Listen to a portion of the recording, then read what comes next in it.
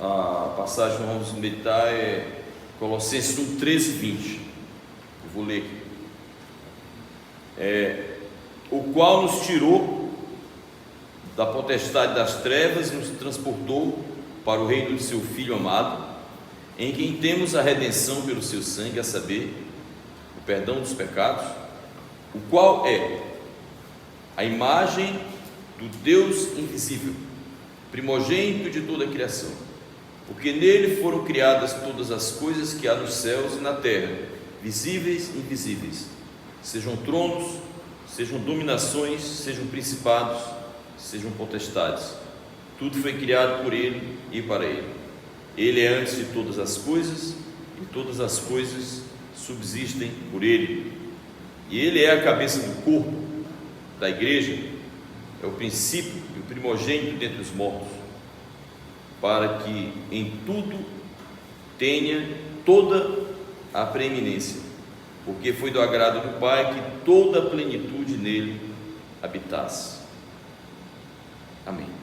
Ó Deus, abençoa essa palavra com teu Espírito, e que tudo que for dito aqui, Senhor, seja de grande utilidade, Senhor, de grande bênção para os corações presentes e para todos que possam ouvir essa transmissão, Senhor. Amém. Em nome do Pai, do Filho e do Espírito Santo. Amém.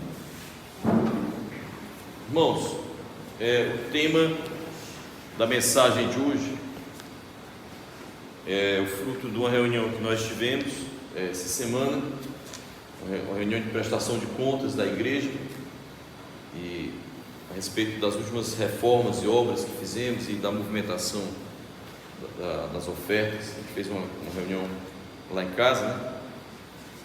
E surgiu um tema que se chama membresia da igreja. Então, eu vou dar um nome para essa mensagem, que apesar de ser uma mensagem hoje, né, muito assim particular para a nossa igreja, mas se aplica a toda a igreja. Se eu falar de algum problema da nossa igreja, eu quero que alguém ouvindo entenda que isso pode ser aplicado também em outros lugares. Muitos passam por muitas coisas que a gente passa, né? 4 fidelidades que constituem a membresia da igreja, certo? 4 fidelidades que constituem a membresia da igreja. Essa mensagem de hoje é para tirar todas as suas dúvidas. Eu creio, claro que é uma pretensão muito grande, né? Mas vai ajudar muito a você entender o seu papel e a sua presença na igreja e o que é a igreja, certo? O que é a igreja. Então, muito bem. Nessa passagem que nós lemos aqui, fala assim, que ele é a cabeça do corpo da igreja.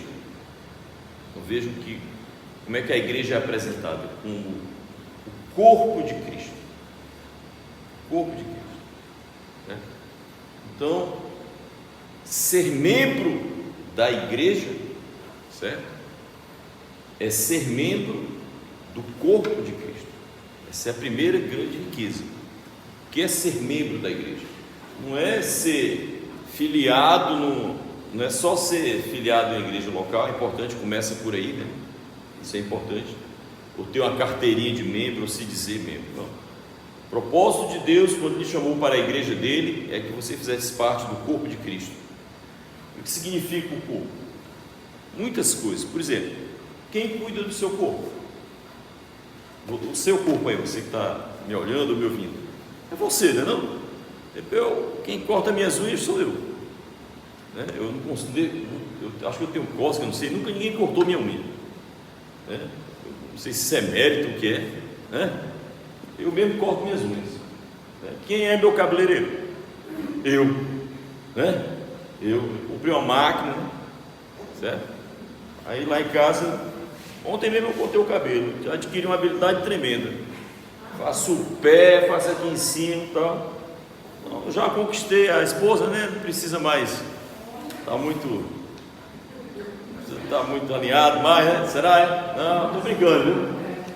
Mas o pessoal só sabe o que eu estou dizendo. Você não vai ver nenhum caminho de rato aqui, não, né? Tem nenhum caminho de rato. tá? É uma habilidade pessoal, mas eu cuido do meu corpo, certo? Então você deve cuidar do seu. Se você passou do peso, né? Você vai ter que cuidar para perder peso. Se você está com problema nos dentes, você vai ter que cuidar dos seus dentes. Você é o principal responsável para cuidar do seu corpo. Aí imagine aí o privilégio de você ser cuidado por Cristo. Você agora é do corpo dele, e uma vez que você é do corpo, ele reconhece você como parte do corpo dele, certo? Então ele vai cuidar, você vai estar sob os cuidados dele. Gente, isso é uma nobreza, é uma coisa muito alta. Ser membro de uma igreja é uma coisa muito alta, né? Então, eu só olhar aqui se está, gente. Eu estava gravando aqui a mensagem no Zap, mas eu acho que não está gravando não, mas a gente está tentando gravar aqui no YouTube, né? Então, ser membro da igreja é uma coisa alta, porque é o corpo de Cristo. Então, essa é uma coisa alta, misteriosa, certo? Não é só fazer um cadastro na igreja, não é isso, certo? É uma coisa espiritual, é você agora pertencer ao Senhor de todas as coisas. Aqui fala sobre Cristo, ele diz que primeiro ele é um Salvador, diz aqui, ele nos tirou das trevas, do domínio das trevas. Deus nos tirou do domínio das trevas e nos transportou para o reino do seu Filho amado. Ou seja, Deus nos tirou das trevas e nos levou para um reino de alguém que é um Filho amado, alguém que nos ama, certo? Alguém que nós somos parte dele, né? No qual temos redenção de salvação, como ele diz, pelo seu sangue. Ou seja, houve um preço para que eu seja parte desse corpo, certo? Houve um preço de sangue para eu ser parte do corpo de Cristo, eu tive que ser purificado dos meus pecados, certo?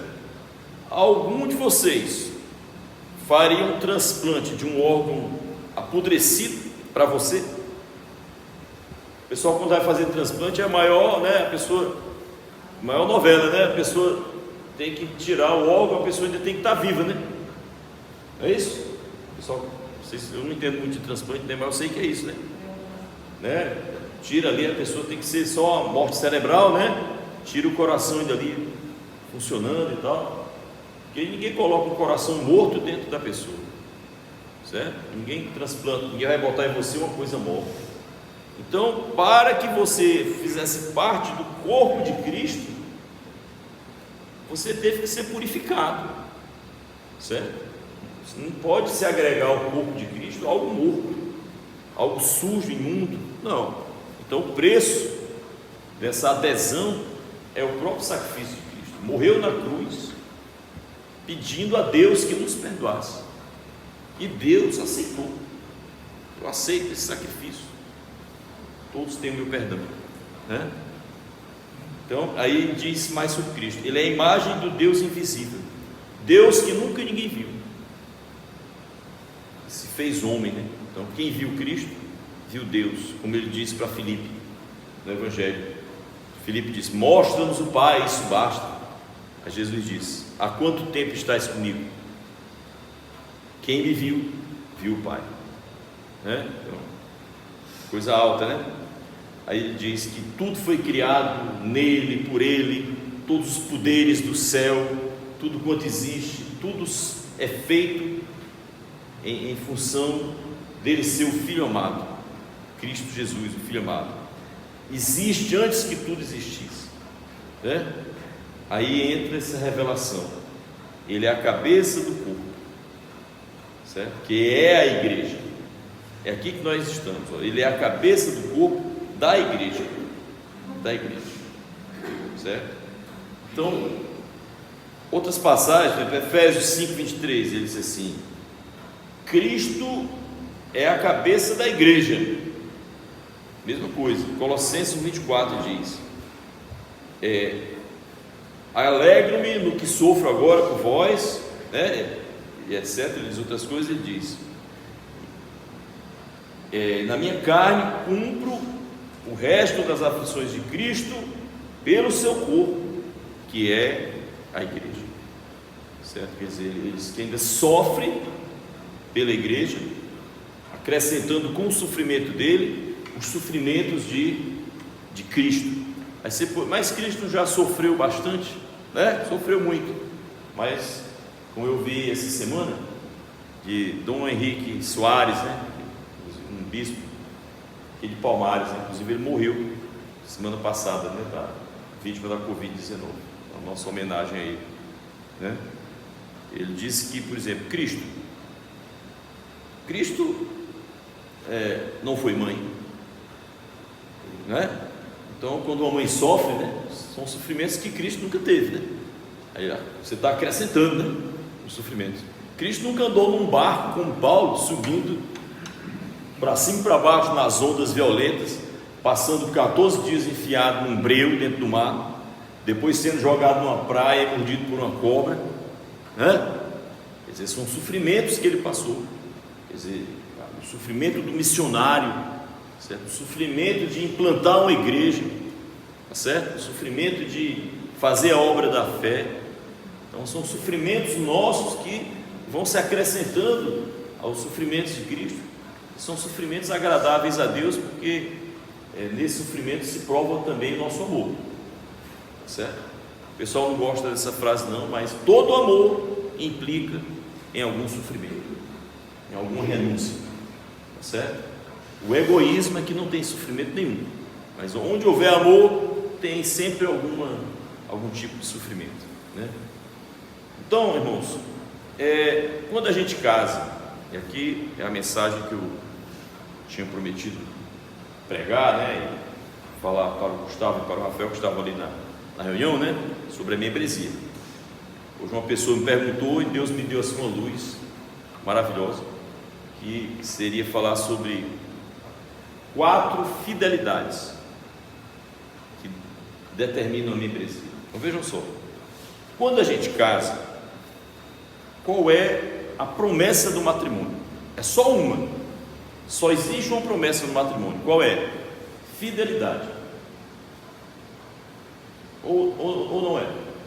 Prometo ser fiel na alegria, na pobreza, na tristeza, saúde, doença, não é isso? É só isso. E ninguém promete assim: olha, eu prometo que você é um homem empreendedor, não é isso? E abastecer a casa, é ótimo isso, mas não é essa a promessa. Por quê? Porque você pode adoecer. Eu estava aqui no supermercado, na fila, né? Antes da pandemia, quando a gente podia conversar com as pessoas, né?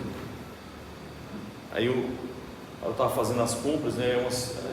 Conversando com a senhora de idade, ela disse assim, surgiu o assunto de casamento. Ela disse assim: meu filho, eu era a mulher mais invejada aqui da cidade, porque eu casei com um jovem que era médico, bem sucedido. Ele era caseiro, me tratava como uma rainha, certo? Casa para o trabalho, trabalho para casa, né? Nada faltava, uma prosperidade tremenda no lar. Aí disse que um dia, voltando do trabalho, ele bateu o carro e ficou tetraplégico, né? Então ela passou uns 12 anos nesse casamento paradisíaco, né? E o resto da vida cuidando de um homem que só mexia a cabeça, entendeu? Vivendo de uma aposentadoria. E ela foi fiel até o fim, né? Hoje eu estava exortando uma senhora e dizendo que hoje, para você casar, era bom experimentar como é que a pessoa é sexualmente. Porque assim, não, casamento não é só isso, né? Eu até disse assim: você tem que pensar que daqui a alguns anos você vai estar trocando uma fralda geriátrica em alguém, não é isso? O casamento não é só uma aventura sexual, não é o ponto central, certo? É o amor, é ser fiel de qualquer maneira. Se a pessoa fica feia ou se muda muito, né? Então, Não há isso, porque inclusive quem ama, o feio e bonito lhe parece, não é isso não? Acontece ditado? O amor, ele encobre todas as coisas, não há defeitos para o amor, tudo é bonito, né? Então, aquela historinha, né, que a garota lá no Peru, né, naquelas montanhas, né, carregando o irmãozinho, né, aí alguém para a garota e diz assim: como é que você aguenta carregar esse peso, garota? Ela: que peso? Esse aí. Não, esse não é peso não, é meu irmão. Está chamando, né, chamando meu irmão de peso?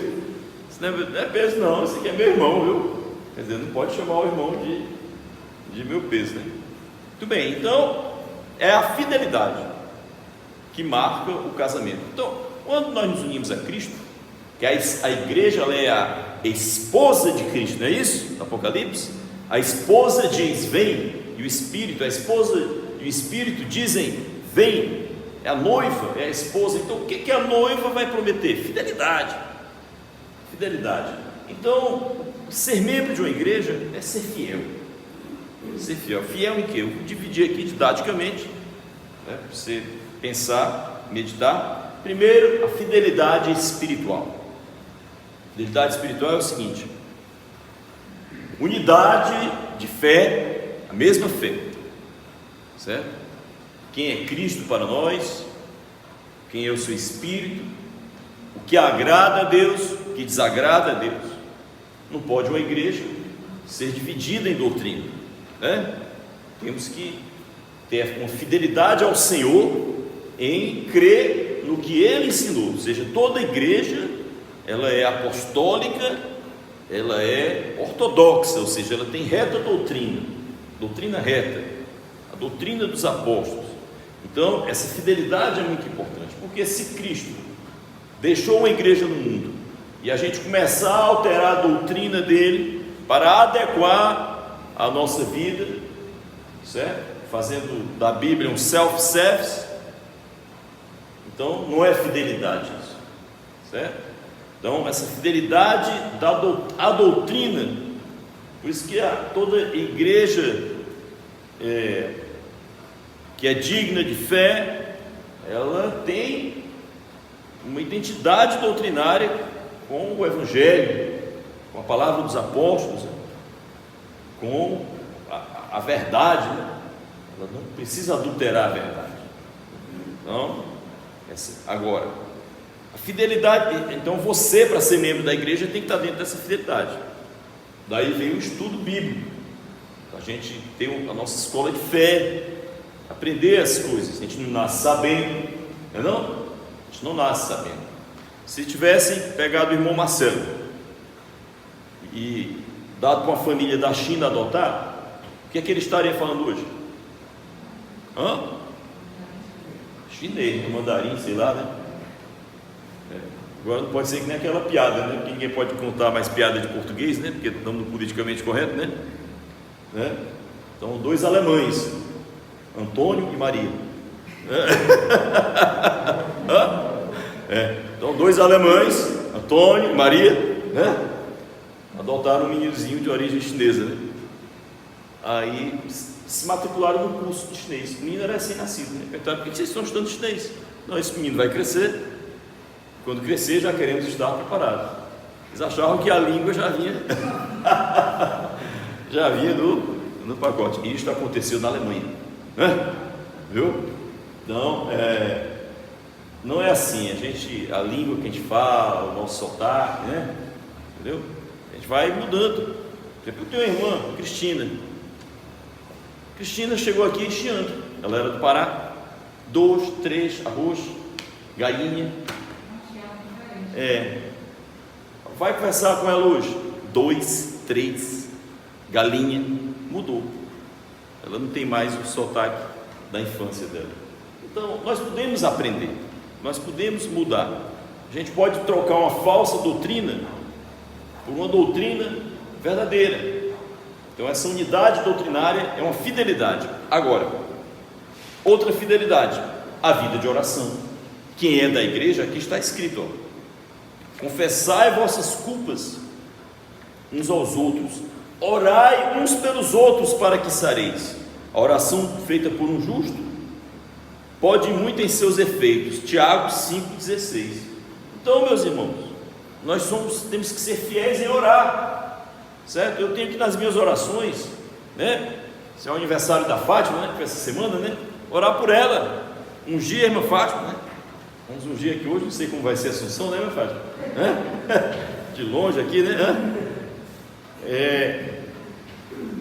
Eu sei de um irmão que está passando a dificuldade, me ponho de joelhos, certo? Intercedendo por aquela vida e combatendo ali por mim, pelo outro. E ele diz que a oração pode muito em seus efeitos, ou seja, a oração é um poder espiritual muito alto. E quem é da igreja tem que ser fiel nisso, tem que ter uma vida de oração, não é a oração do livramento, certo? É aquela oração do gosto espiritual, teu gosto, né? Teu gosto. Como eu estava ouvindo hoje uma pregação, tem que orar com vontade e orar sem vontade. Qual é que tem maior valor? É quando eu estou com vontade ou quando eu estou sem vontade, mesmo assim, oro? É quando está sem vontade. Está sem vontade, ainda assim, se ajoelha, essa tem mais. Essa aí, porque ela é uma oração, vamos dizer aqui, sacrificosa, né? Sacrificosa. Então, essa é a fidelidade espiritual. E ser fiel em conhecer a palavra, como está escrito. Conheçamos e prossigamos em conhecer o Senhor, ou seja, Oséias 6,3. Uma obrigação de uma fidelidade ao crescimento espiritual, não estagnar. As pessoas encontrarem você e ver que você está melhor, está sabendo mais, tem mais palavra de Deus na boca, certo? Tem crente que regride, de muito aqui no Ceará, quem anda para trás é caranguejo. Se você olhar o pobre do caranguejo, nem para trás ele anda, é para o lado, é debanda, né? Agora tem realmente muitos irmãos que estão andando para trás, porque não pode. Por quê? Porque se você relaxar na sua vida espiritual, o seu coração esfria, e se seu coração esfriar, o maligno chega para comer a papinha, porque é aquela história, ninguém come mingau quente, né? Pela beirada, né? Certo? Já não faz, deu mingau pela beirada assim, com colher ou passando o dedo, o menino? Colher, né? Com colher.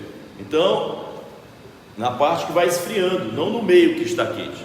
Então, eu disse aqui na igreja uma vez, um homem em chamas, ele nunca vai ser devorado pelo maligno.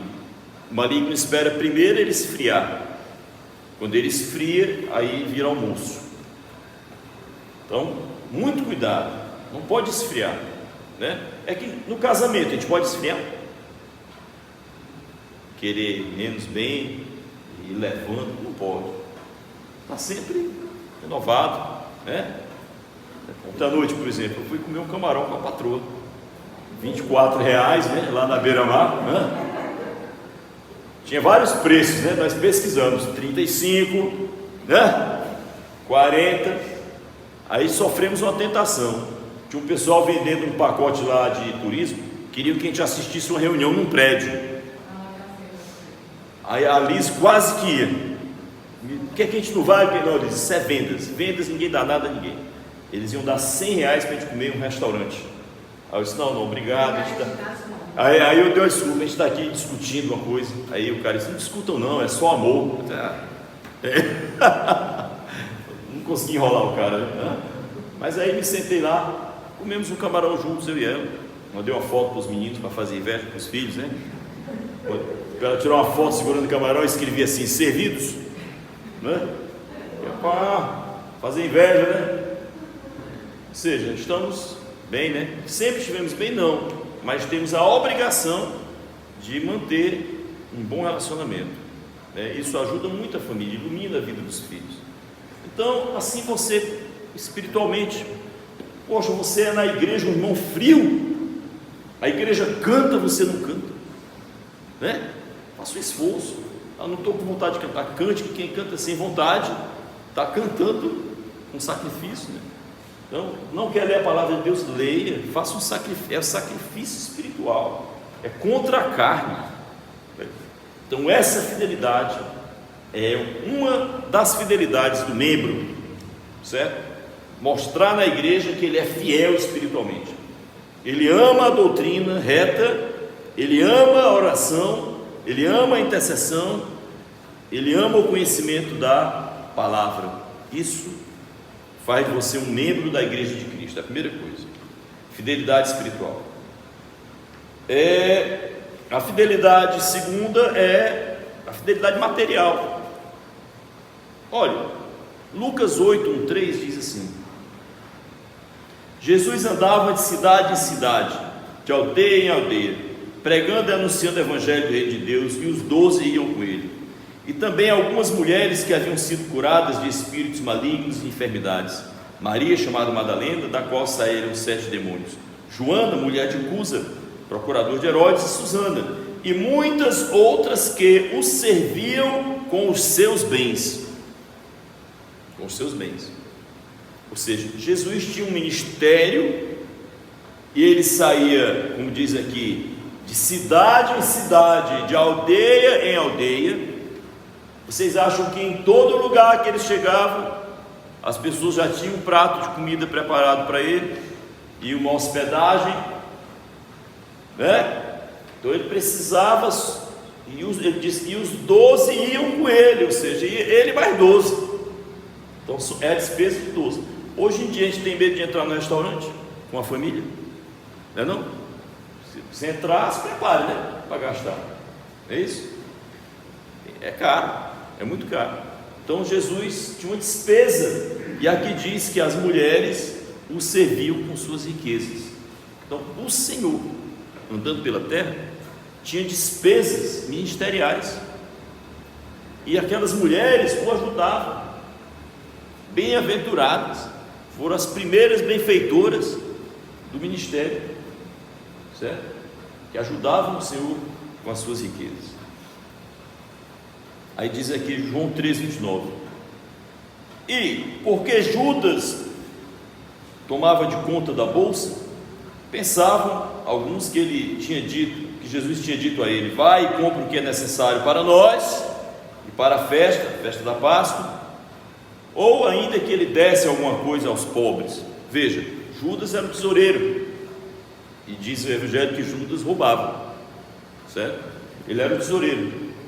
Tanto é que quando a mulher quebrou um vaso de perfume caro nos pés de Cristo, ele diz: por que não vendemos esse perfume? Aí a Bíblia diz: é porque ele era ladrão e queria ficar com o dinheiro da venda. Mas não é isso que eu quero chegar. É que o Senhor, ele tinha uma bolsa no meio do ministério. Ele não fazia o ministério sem uma bolsa. Tanto é que eles pensaram: ou ele pediu para Judas comprar alguma coisa, né? Compra o que nos é necessário, ou seja, sempre há algo que é necessário ao ministério, né? Seja hoje em dia um microfone, um violão, né? Uma tinta para pintar a igreja, um recurso para imprimir folhetos, panfletos, ou para comprar bíblias, ou para pagar uma passagem para a pessoa fazer um curso de ministério em outros lugares, ou seja, as capacitações do ministério, o que nos é necessário, ou que desse alguma coisa aos pobres. Quer dizer, também a bolsa de Cristo, eles tiravam recursos da bolsa do ministério para ir ajudando os pobres. Então vejam que a igreja, existe para a igreja, desde o exemplo do ministério de Cristo, uma fidelidade material, certo? Ou seja, para aquilo que era necessário e para a ajuda aos pobres, né? E para os ministros do evangelho, aqui tem 1 Coríntios 9,14, diz assim: assim ordenou também o Senhor aos que anunciam o evangelho, que vivam do evangelho. É uma ordem. Quem anuncia o evangelho deve viver do evangelho, ou seja, a igreja, ela tem a obrigação de custear seus pastores, certo? Seus pastores. Estou montando aqui com a igreja, com os irmãos, um plano de cargos e salários para pastores, não só de hoje, do amanhã. Quanto deve ganhar um pastor na nossa igreja? certo? Que é para os novos vocacionados saberem que é uma coisa séria, certo? Que vão poder ter uma família, segurar uma casa, cumprindo a ordem de 1 Coríntios 9,14, vivam do Evangelho. É uma ordem do Senhor. Quando Cristo ordena uma coisa, que ela é necessária, Ele não dá ordem em vão para testar a pessoa, para testar a obediência. Não, é uma ordem, aquela ordem sempre tem por trás uma necessidade que não pode ser deixada para trás, porque quem se consagra ao Evangelho é outra história. Pode se dedicar ao pastoreio das ovelhas, empreender a obra do Senhor, sem estar preocupado com nenhum outro tipo de trabalho ou emprego. Chama-se isso consagração. É isso? As pessoas se consagram aos seus trabalhos. Porque vocês imaginam se o Roberto Carlos, cantor, além de cantor, fosse vendedor de uma loja de sapatos, chega uma hora que ele tem que escolher a profissão. Um jogador de futebol, ele é consagrado ao futebol. Vocês já viram um jogador de futebol que, a não ser que o cara esteja numa situação muito ruim, que ele é jogador de futebol um turno e Uber no outro, que divide a profissão em dois momentos, Então, se ele quiser crescer como jogador de futebol, ele vai ter que se consagrar ao futebol. Se um pastor quer crescer, quer no seu ministério, que seu ministério dê frutos grandes e preciosos, terá que se consagrar ao seu ministério. Quem vai dar suporte a ele? A igreja, a bolsa da igreja. Por isso que a igreja ela precisa de uma ajuda material. Então, você, para ser membro de uma igreja, do corpo de Cristo, você tem que ser como aquelas santas mulheres que ajudaram Cristo, certo? Você tem que ter fidelidade, fidelidade material. Agora, existem várias formas de você ser fiel. É uma gradação: esmola, dízimo, oferta, Esmola é tudo aquilo que é abaixo do seu dízimo. Você não está podendo dar dízimo na igreja, você dá uma esmola. É errado? Não, cada um tem seu tempo. Tem gente que não pode, que vai faltar, que está com a vida desorganizada e está desempregado, ou está numa situação difícil. Você vai botar a pessoa na parede para ela dar o dízimo? Eu particularmente não concordo com isso. Eu sei que é um ato de fé, e é bom que, se alguém quiser seguir esse ato de fé, mas assim, eu não tenho coração para pregar uma doutrina que te obrigar. Não existe isso. Nada é obrigado na igreja. Em termos de essa fidelidade material, Paulo já disse a regra: tem que ser aquilo que Deus colocar no seu coração. Agora, se Deus não coloca nada no seu coração, você não está se comunicando com Deus. Não é estranho não, que Deus nunca coloca no seu coração que você ajude materialmente o ministério de Cristo? Nunca caiu uma mensagenzinha de Deus aí? Então eu estou preocupado. Deus não está se comunicando contigo, porque, como ele diz, a viúva ela deu uma moeda, e Jesus parabenizou que ela deu uma moeda, porque ela nem podia dar, certo? Então você pode, quem não pode dar um dízimo na igreja, tem uma esmola. Esmola é o que é abaixo do seu dízimo. Dízimo é 10% do que eu ganho. Se você quiser seguir a regra dos judeus, que é o dízimo, tem as promessas para o dízimo. Vou ler aqui a promessa de Malaquias. Ou você pode ir além do dízimo, que é a oferta. Tradicionalmente nas igrejas, a oferta é aquilo que vai além do seu dízimo. Você já é um dizimista, está tendo uma reforma da igreja, além do seu dízimo você ainda coloca algo mais. Então, fique bem claro para vocês que Jesus tinha uma bolsa, como ele diz, para as necessidades do ministério e para a ajuda aos pobres, certo? E havia santas mulheres que o acompanhavam e já ajudavam o Senhor, tá certo? Então ele diz aqui, 2 Coríntios, ele diz assim: cada um contribua segundo propõe no seu coração, não com tristeza ou por necessidade, porque Deus ama o que dá com alegria. Então cada um contribua segundo o que está proposto no seu coração, certo? Paulo não fez pregação sobre dízimo. Os cristãos não têm o conceito de dízimo. Por quê? Os primeiros cristãos eles davam tudo, não havia dízimo. Eles chegavam a vender tudo para ter uma vida em comum. Não estou dizendo que vocês vendam tudo ou que eu vá vender tudo, não é isso. certo? Cada tempo tem a seu procedimento, né? Mas eu quero chamar a atenção por isso. Se Deus nunca coloca no coração de uma pessoa que ela deve ajudar materialmente o ministério ao qual ela participa, eu receio dizer que ela não tem ainda a membresia. Ela não é membro, ela não se sente parte daquele povo, ela é um observador, é um visitante, certo? Mas se você começa pela esmola, pedindo a Deus para que um dia ore, eu tenho um contador que diz assim: pastor, meu sonho é pagar 100 mil reais de imposto de renda. Eu disse assim: por quê? Quem paga 100 mil reais de imposto de renda ganhou quanto? Então, você não tem um sonho de dar 10 mil reais de dízimo, não? Porque quem dá 10 mil reais de dízimo ganhou 100 mil, não foi não? É mesmo raciocínio. Então, o que nos impede disso? Nós não oramos por isso. Senhor, ajuda-me a ser um dizimista na tua obra. Eu não estou sendo agora, mas eu quero ser. As pessoas não oram assim, vão levando, porque não tem a mentalidade do corpo de Cristo.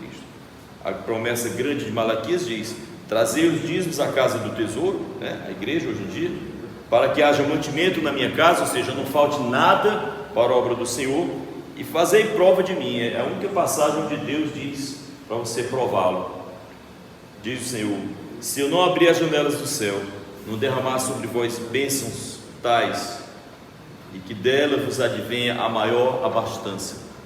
Ele diz: seja fiel à minha casa, e você verá o céu se abrindo. Agora, por que eu não vejo o céu se abrindo? Porque eu não sou fiel. Então, a membresia exige uma fidelidade material. Vamos para... Então, falei de duas fidelidades: espiritual, doutrina, oração, intercessão. Quem é da igreja tem que ter uma vida fervorosa, uma vida fervorosa. Se não está fervorosa, cuide, corra, porque você está se tornando um membro doente, certo? Um membro adoentado. Tem que ser um membro sadio. E a fidelidade material. Tem duas fidelidades, eu estou chegando, não vou me demorar muito. A terceira é a fidelidade presencial. Veja bem, aqui diz, Salmo 122:1: alegrei-me quando me disseram, vamos à casa do Senhor. Tirando esse tempo de pandemia, em que nem todos podem estar presentes, então não se aplica às pessoas que não estão podendo vir, né? Vamos pensar isso de um modo para o amanhã, né? Que estarão todos bem podendo vir. Mas aqui o Salmo diz: eu me alegrei quando me disseram, vamos para a casa do Senhor. Tá certo? Em Atos 2:1 diz: cumprindo-se o dia de Pentecostes, estavam todos reunidos no mesmo lugar. Então, quando o Espírito Santo veio, estavam todos no mesmo lugar. Eram 120 pessoas, a primeira congregação cristã. Aí diz que e estava ali Maria, a mãe do Senhor. Aí, eu acho engraçado, quer dizer, Maria e a igreja, ela congregava com os irmãos, certo? E os irmãos estavam juntos com o Espírito Santo, quando o Espírito Santo veio. Tirando esse tempo de pandemia, tem gente que quer que o Espírito Santo venha online também, certo? É pelas ondas das transmissões. Eu sei que o Espírito Santo vence qualquer barreira, isso é verdade, né? E fala a muitas pessoas, né? Mas isso não tira da gente a obrigação de ter presença na igreja. Não é ir quando der, ir quando quiser. Gente, pelo amor de Deus, eu estive aqui visitando o irmão Jerry lá no nome da praia lá, Morro Branco. Aí de manhã eu fui com o irmão Jerry comprar pão, né? Aí conversando com um cara lá da padaria dele, eles eram da igreja que fica aqui perto do Castelão, já aquela uma igreja grande, tem ali, não? Igreja Canaã. O cara se tacava do Morro Branco, não era alto empresário não, era tudo uma padaria pequena, do Morro Branco para o Castelão, assistia o culto e voltava para o Morro Branco. Tem nenhuma igreja em Morro Branco? Não tem, mas ele se sentia membro de uma igreja aqui. Aqui tem uma igreja que minha irmã participa, a Igreja Batista Luz do Mundo. Vai lá, tem gente lá, é lá nas dunas, não tem nem ônibus para subir lá, tem que descer no pé da duna e subir a pé. Tem gente da Barra do Ceará que vai para lá. Não tem igreja na Barra do Ceará? Tem muitas. A pessoa se sente membro de uma igreja aqui, bem longe da própria casa dela. Aí, gente, todo mundo pode botar uma desculpa, né? Ah, não tenho, as piores desculpas, não tenho dinheiro para pagar Uber, ônibus, táxi. Fica botando desculpas em coisas materiais. Não, gente, é o coração que morreu. Não tem fé, não valoriza a igreja do Senhor, não se cumpre. É o diabo que está esfriando o seu coração para que você não esteja na casa de Deus. Porque onde todos estão reunidos em um só lugar, o Espírito Santo tem uma manifestação especial. Eu tenho certeza que é diferente. Eu tenho certeza que é diferente. É diferente você que está aqui e você que vai ouvir essa mensagem daqui 1 ano, 2 em casa, certo? Eu sei que o Espírito Santo transpõe as barreiras, mas é uma ordenança estar congregados. Então, eu já passei muita vergonha aqui na igreja de chegar pessoas para nos visitar e os irmãos da igreja, muitos, não virem. Aí a pessoa chega e pensa que é o único membro da igreja, né? É uma vergonha horrível. Já me ajoelhei ali umas 4 vezes já. Por quê? Porque o irmão que poderia vir está colocando outras coisas no lugar, seja uma praia, a preguiça, umas desculpas mil, certo? Porque o diabo, ele vai sempre querer te convencer, certo? Te convencer a você não ir para a casa do Senhor, porque ele sabe que lá haverá uma bênção. Fora o que, como é que é uma igreja reformista, tem a ceia do Senhor todos os domingos, certo? E que não pode ser ministrada via internet, tem que estar aqui para receber a ceia. Muitas pessoas conversaram comigo para eu fazer uma ceia do Senhor online. Eu disse, não pode. Igrejas tradicionais não fazem ceia online, certo? Aí em casa separe um pão, não existe isso. A igreja católica está fazendo como? Celebra a missa, né? Grava, as pessoas assistem online a missa, aí depois marca um horário para ir na igreja e tem uma pessoa que está lá dando a hóstia para quem for da igreja, certo? Para receber presencialmente. Não existe comunhão online. Então, a terceira fidelidade é presencial. Então, agora existe a falta justificada, é que nem aula. Quem já foi aluno aí tem a falta justificada, não? Certo? Você está aqui, aí o cara teve uma dor de cabeça tremenda, ou a filha adoeceu de última hora, não é isso? Eu fico muito feliz quando alguém não vem ao culto e passa um zap para mim e diz: pastor, hoje eu estou passando por isso e por aquilo, não vou poder ir. Eu acho ótimo, porque eu considero um sinal de consideração, de fidelidade à igreja, né? É algo que eu acho nobre, né? Certo? Você justificar a sua ausência. Por quê? Porque a fidelidade presencial, ela é uma das fidelidades da membresia. E fora a mensagem de Hebreus, né? Não deixe a congregação como é costume de alguns. Hebreus 10, 25. Não deixe a congregação como é costume de alguns. Gente, eu aprendi muitos anos atrás. Quando você tira a brasa da fogueira e bota ela à parte, o que acontece com ela? Ela esfria. Eu conheço pessoas aqui que se dizem membros, mas na verdade não são membros, porque aparecem uma vez por ano na igreja. Aqui não é membro. Não é membro. Quem vem uma vez por ano não é membro. Quem vem aqui acolá quando quer não é membro. Não é membro, certo? Não é membro. Então aí a pessoa depois está passando por um problema horrível, aí acha que é membro. Não é membro, tá certo? É um amigo, é um conhecido, é alguém que a gente quer bem, mas não é membro da igreja. eu só considero membro da igreja as pessoas que estão dentro dessas fidelidades, e uma delas é a presencial, vou já repetir para a gente lembrar, certo? Então, essa fidelidade presencial, fundamental, né? Hebreus 2,12, para encerrar essa aqui, diz: anunciarei o teu nome a meus irmãos, Cristo que diz: cantarei louvores para ti no meio da congregação. Alice tem uma amiga, Núbia, posso dizer, viu, Cássio, que é uma coisa legal, viu?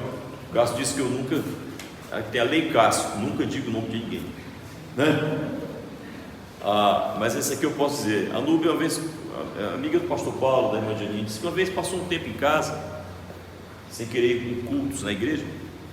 Essa pessoa assistiu pregação no YouTube. Ela disse que teve uma hora que enjoou de um jeito e sentiu saudade de ir para a igreja mesmo, sentar lá no banco, congregar, participar presencialmente, certo? Eu não gosto muito de ir para estádio, não, mas o Rafael gosta, meu irmão, inclusive já levou os meninos aqui, né? O Gustavo não gosta de estádio, né, Gustavo? Mas eu acho que tem diferença entre assistir um jogo no estádio e assistir um jogo em casa, não é não?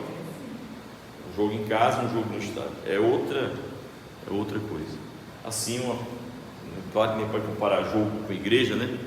Mas estar aqui na igreja, quando Cristo disse que devemos nos alegrar estar na casa do Senhor, e que Ele anunciou o nome de Deus aos irmãos no meio da congregação, e que Paulo diz: não vos afastem de congregar-se, que precisamos mais ouvir, né? Acho que não precisa ouvir mais nada. Então, só é membro da igreja quem é presente, ou quando não se faz presente, se justifica. Tem que dizer: pastor, avisa, podemos criar, ter os apps da vida aí, né? Pastor, não estou podendo ir, avisa. E vamos para a última fidelidade, é a fidelidade serviçal. Veja bem, Paulo, ele diz assim, 1 Coríntios 3,9: nós somos cooperadores de Deus. Nós somos cooperadores de Deus. Filipenses 4,3: peço-te também a ti, meu verdadeiro companheiro, que ajude essas mulheres que trabalharam comigo no Evangelho, e com Clemente e com outros cooperadores, cujos nomes estão no livro da vida. Filipenses 4,3. Ou seja, os cooperadores da igreja, cujos nomes já estão no livro da vida. Ou seja, a Bíblia fala de um personagem chamado cooperador. O que é um cooperador? É aquele que ajuda nas obras da igreja. Quais são as obras da igreja? O culto, né? Desde as flores do altar, né? A irmã Antônia, com muito carinho aqui, corta, né? E bota as plantas, as flores, arruma, né? O zelo pelo culto, as missões, a ajuda aos pobres, o louvor, a missão, a fundação de outras igrejas. Gente, tem projetos aqui, eu já vi com a irmã Lisa. Tem gente que vem dos Estados Unidos, irmão Marcelo, para construir igreja aqui no Brasil. Vem uma equipe de pessoas, 20 pessoas, especialistas em construção, certo? Aí eles vêm trazendo materiais, aí escolhem um lugar, um terreno, em algum lugar onde foi requisitada a igreja. Aí vão para lá de ônibus, se hospedam lá e passam 20 dias, 30 dias construindo a igreja. Só saem de lá quando tem o primeiro culto com a luz acesa. Aí voltam para a sua pátria e deixaram o que para trás? Uma imensa riqueza, tá certo? Uma igreja edificada. Gente, quem junta para si próprio, né, o seu tempo, o seu recurso, quem entesoura para si mesmo, não constrói nada de comunhão na sua vida, certo? Não constrói nada de comunhão na sua vida. Então, a receita de Deus é outra, é que você comece também a ser um cooperador.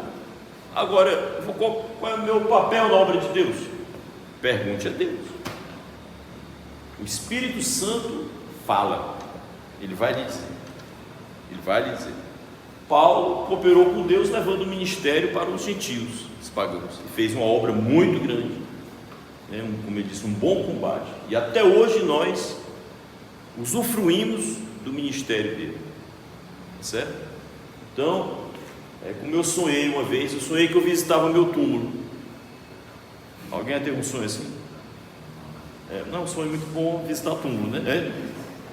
Eu sonhei que eu visitava meu túmulo, e aí quando eu chegava, né, eu via que era meu túmulo, e as pessoas saíam lá de dentro, tirando arroz, feijão, trigo, farinha, era uma despensa.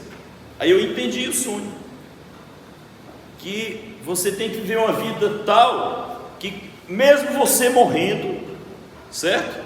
As pessoas ainda possam se alimentar daquilo que foi a sua vida. Um sonho bom, que você morrendo, as pessoas ainda se alimentem da sua vida, certo? Então, ele diz aqui,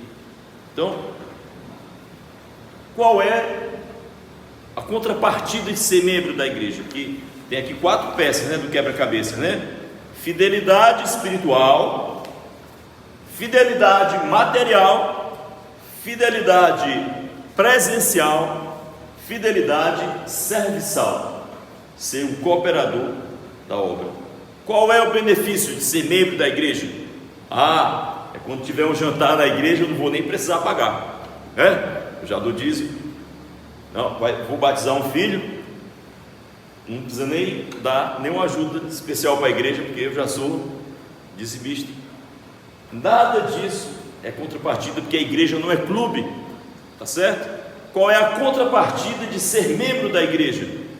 É só uma: você tem o privilégio de fazer parte do corpo de Cristo, ser cuidado por Ele, zelado por Ele, porque você é do corpo dele. Essa mão aqui, certo? Qual é a preocupação que ela tem? Nenhuma, porque ela sabe que está aqui. É isso? Eu vou cuidar, proteger. Tem uma pessoa lá em casa, não vou dizer o nome, que a pessoa gosta de se cumprimentar, bate assim, né? Aí a pessoa vem, né? Aí dá um soco com toda a força na minha mão, vou dizer: rapaz, ainda preciso dessa mão, né? Eu ia dizer que era o Gabriel, mas eu vou dizer: opa, então você ainda precisa dessa mão. Quer dizer, então, protegendo a minha mão, não é isso? Então, qual é a preocupação dessa mão? Ela está tranquila, porque tem corpo, tem um dono. Então, a contrapartida, Rafael e Gustavo, os irmãos, a Lisa e os irmãos estavam na reunião. Qual é a contrapartida de ser membro? É só uma: é o privilégio de servir o Senhor e ser parte do seu corpo. Então, é uma recompensa totalmente espiritual, descida do céu, que também pode ser material, mas enviada por Deus. A igreja em que você está, como instituição, não precisa dar contrapartidas a você, materiais, benefícios materiais, porque você é isso ou aquilo. Não, isso é uma filantropia, você, como Paulo chama da ajuda que você dá à igreja de bênção. Você está abençoando o ministério, né? Você está abençoando o ministério, não precisa retribuição. A retribuição é que você é do corpo de Cristo. Isso é tudo. Ele cuidará de ti. Ele cuidará de ti. Ser cuidado por Deus é o que há de melhor. Não há nada melhor. Saber que o Senhor cuida de mim em todos os detalhes desta vida. Então, eu vou encerrar quando ele diz aqui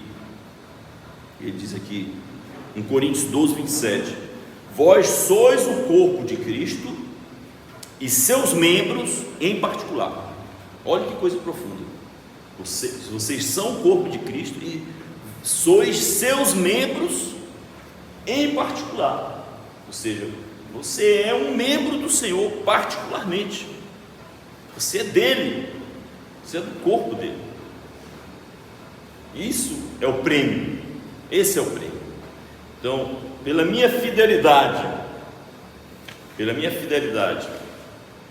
espiritual, de doutrina, oração, pela minha fidelidade material, de contribuir materialmente com o ministério da igreja, pela minha fidelidade presencial, e pela minha fidelidade serviçal.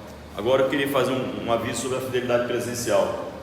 Tinha uma pessoa que vinha aqui na igreja, quando terminava o culto, saía correndo. Eu perguntei para ela uma vez: você, que o teto era meio feio, né? Se você me diga um segredo, você tem medo do teto cair na sua cabeça? Porque você vem e sai correndo, né? Elogiava muito o irmão Gerry. Irmão Gerry era o último a sair. Conversa que não tinha, uma conversa maravilhosa. Os meninos adoram o irmão Gerry. Por quê? Porque era uma pessoa que não poupava tempo para estar com você. Não estava preocupado em chegar no Iguatemi, porque o Iguatemi vai fechar, né? De sair para tirar a mãe da forca, sei lá o que for, né? Tem gente que aqui vem para a igreja, parece que deixou o feijão cozinhando. Se alguém saiu de casa, eu já fiz isso, é perigoso. Você ir rapidamente no lugar, deixar uma panela acesa, né? É emocionante, viu? É emocionante, porque se furar um pneu, uma coisa, você está, né? A casa pega fogo, né, irmão Marcelo? Quando voltar, irmão Marcelo, está só um fogaréu aí, né? Na casa. Então, ou seja, a fidelidade, chegar na igreja, conversar com os irmãos.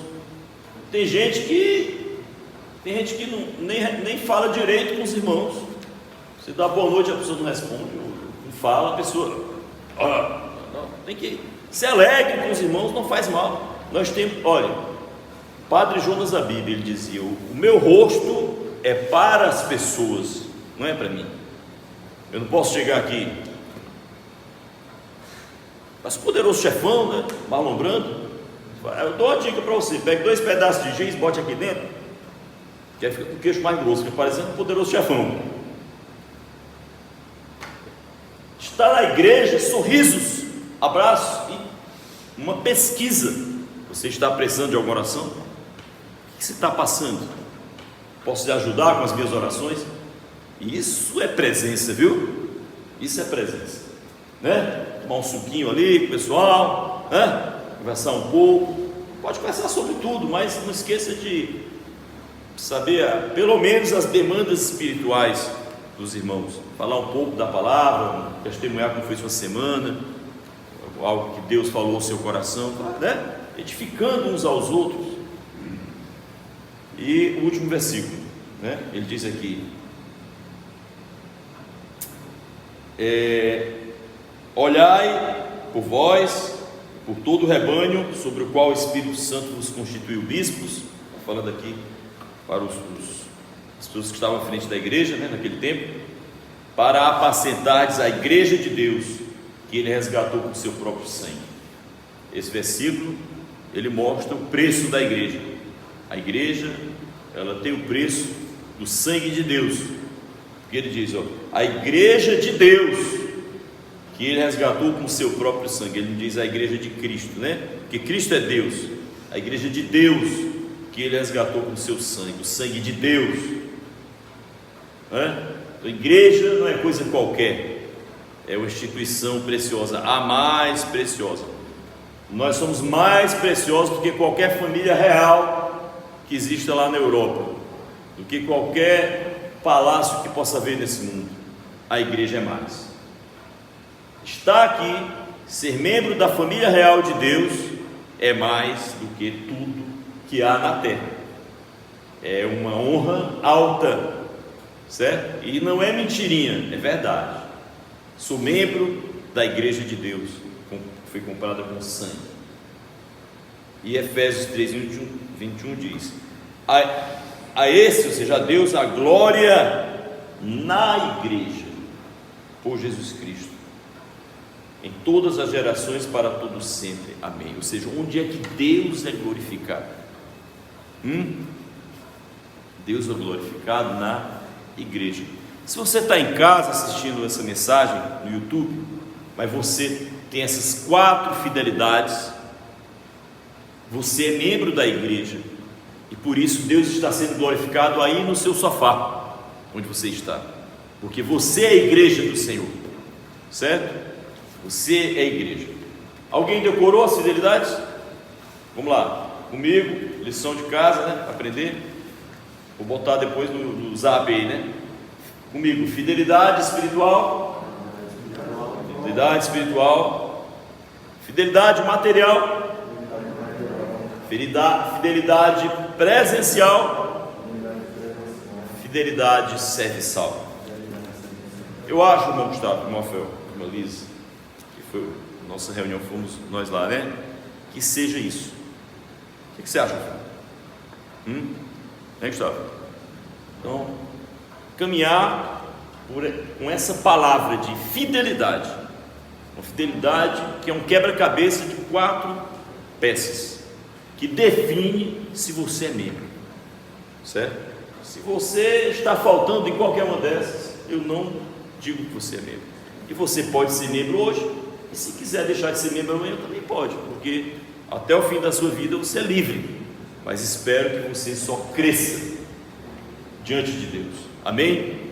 Oh Senhor, te agradeço por essa palavra, que ela possa percorrer os corações dos irmãos, alcançar os irmãos da igreja que não estão aqui hoje conosco, em virtude desse momento, e alcançar as igrejas que precisam dessa mensagem para crescerem na fidelidade que é necessária, Senhor, à tua igreja, porque nós somos a noiva do Senhor e um só corpo,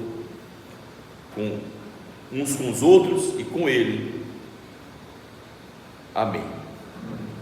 Em nome do Pai, do Filho e do Espírito Santo.